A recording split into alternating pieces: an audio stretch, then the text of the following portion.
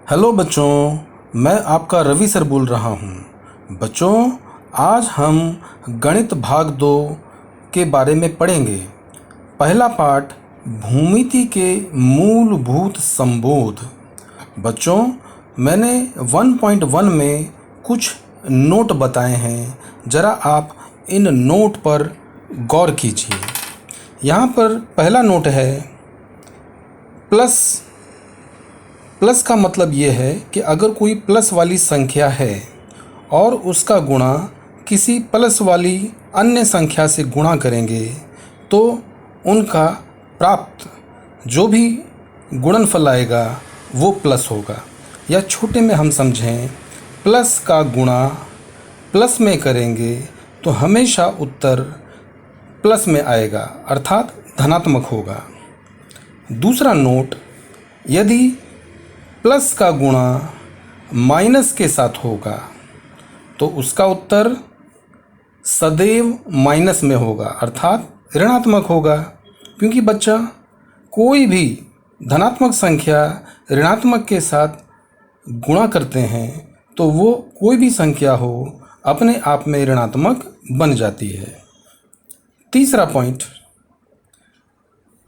यहाँ पर हमने पहले माइनस की संख्या ली, इसका गुणा प्लस के साथ किया। अब चूंकि यहाँ भी माइनस का गुणा प्लस के साथ हो रहा है तो जो हमें उत्तर प्राप्त होगा वह भी माइनस में ही प्राप्त होगा। चौथा नोट, यदि माइनस वाली संख्या का गुणा माइनस वाली संख्या के साथ करेंगे तो जो हमें उत्तर प्राप्त होगा वह प्लस में होगा, अर्थात धनात्मक होगा। एक और नोट पढ़ें, नोट नंबर 5, दूरी बराबर। यह दूरी का सूत्र है। दूरी बराबर बड़ी संख्या माइनस छोटी संख्या। इस सूत्र का उपयोग हम 1.1 के सवालों में या सवालों को हल कैसे करेंगे इसके बारे में हम आगे समझेंगे। अब ये 1.1 का पहला सवाल है। बच्चों, सवाल है, नीचे दी गई संख्या रेखा के आधार पर दूरियां ज्ञात कीजिए। बच्चों, यह एक संख्या रेखा है। संख्या रेखा के ऊपर बिंदुओं के नाम दिए हैं, जैसे O, A, B, C, D, E। दूसरी तरफ J, K, P, Q। ये सब बिंदुओं के नाम हैं। इसके नीचे इन बिंदुओं के मान दिए हैं। जैसे ये बिंदु O है, इसका मान है 0। बिंदु A है, इसका मान है 1। अर्थात इन मान को हम निर्देशांक कहते हैं। तो बिंदुओं के मान हमेशा निर्देशांक कहलाते हैं। बच्चों, ये पहला सवाल है। यहाँ पर दो बिंदु हैं, जैसे बिंदु B कॉमा बिंदु E। कॉमा इसलिए लगाया क्योंकि यह दो अलग अलग बिंदु हैं।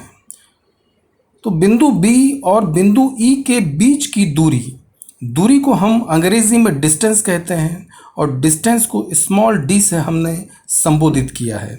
अर्थात बिंदु B और बिंदु E के बीच की दूरी हमें ज्ञात करनी है।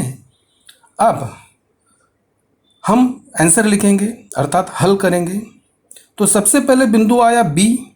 तो संख्या रेखा में हम देखेंगे बिंदु B कहाँ है, यह है। बिंदु B का निर्देशांक का मतलब होता है मान, अर्थात बिंदु B का निर्देशांक 2 है। तो हमने यहाँ पर बताया है बिंदु B का निर्देशांक 2। ये जो चिन्ह हमने लगाया है, दोनों तरफ तीर का निशान छोटे में बनाया है, ये निर्देशांक का चिन्ह है। अर्थात बिंदु B का निर्देशांक 2 है। ये जानकारी हमें इस आकृति से मिल रही है। यह आकृति हमें दी गई है, इसलिए हमने इसे लिखा है दत्त। दत्त का मतलब होता है जो जानकारी हमें प्रश्न में या आकृति में दी गई हो। अब दूसरा बिंदु है बच्चों, बिंदु E। अब ढूंढे बिंदु E कहाँ है, यह रहा बिंदु E। अब बिंदु E का निर्देशांक कौन है, 5। तो यहाँ हमने लिखा बिंदु E का निर्देशांक 5। यह भी जानकारी हमें दी है, हमने लिखा है दत्त। अब इन दोनों संख्याओं में हम तुलना करें कि सबसे बड़ी संख्या कौन है। तो 2 और 5 में हमें सबसे बड़ी संख्या 5 दिखाई दे रही है, इसलिए हमने सबसे पहले 5 लिखा। और ये चिन्ह, जैसे मगरमच्छ का चिन्ह होता ना, ये बड़े का चिन्ह है ना, जैसे ग्रेटर देन कहते हैं। तो 5 बड़ा है, इसलिए हमने ये ग्रेटर देन अर्थात बड़े का चिन्ह लगाया। और छोटा कौन है? 2। अब दूरी का सूत्र लगाएंगे। दूरी के सूत्र से, जैसे कि मैंने आपको नोट में बताया था, दूरी क्या है? बड़ी संख्या माइनस छोटी संख्या। तो यहाँ पर हमने दूरी का सूत्र लिखा है, दूरी बराबर बड़ी संख्या माइनस छोटी संख्या। अब दूरी कौन से बिंदुओं में ज्ञात करनी थी? बिंदु B और B के बीच में दूरी ज्ञात करना है। तो हमने ये लिखा, दूरी के स्थान पर बराबर है तो बराबर है। अब बड़ी संख्या कौन है बच्चों? 5, तो हमने 5 लिखा। बीच में चिन्ह कौन सा है? माइनस का, तो हमने माइनस लिखा। छोटी संख्या कौन है बेटा? 2, इसे हमने वैसे के वैसे ही लिखा। बराबर 5 में से 2 घटाएंगे तो हमें उत्तर 3 प्राप्त होगा। तो ये हमारा उत्तर हो गया। लेकिन बच्चों, दूरी हमेशा, या हम कहें दूरी की इकाई होनी ज़रूरी है, क्योंकि या तो दूरी सेंटीमीटर में हो सकती है, मीटर में हो सकती है, किलोमीटर में हो सकती है, वो कुछ भी हो सकती है। तो यहाँ पर हमने कोई इकाई नहीं दी, लेकिन हमने अथवा करके लिखा, बिंदु B और बिंदु D के बीच की दूरी 3। इकाई का मतलब यहाँ पर अगर प्रश्न में हमको सेंटीमीटर दिया होता तो सेंटीमीटर लिखते, किलोमीटर दिया होता तो किलोमीटर दिया देते।